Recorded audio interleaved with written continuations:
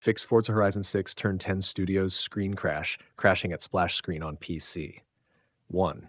Restart your PC. Close Forza Horizon 6 completely. Restart your computer normally. Launch the game again afterward. 2. Verify game files. Open Steam or Xbox app. Go to Forza Horizon 6 Properties, Manage. Click Verify and Repair Game Files. 3. Update graphics drivers. Install latest NVIDIA, AMD, or Intel GPU drivers. Perform a clean graphics driver installation. Restart your PC after updating. Manage for 4. Run the game as administrator. Right-click Forza Horizon 6 shortcut. Select Run as administrator. Also run Steam's Xbox app as administrator. 5. Disable overlays and background apps. Disable Discord overlay and Xbox Game Bar. Close MSI Afterburner and RGB software. Stop unnecessary startup applications. 6. Repair Xbox app and gaming services. Open settings, apps, installed apps, repair Xbox app from advanced options, also repair gaming services.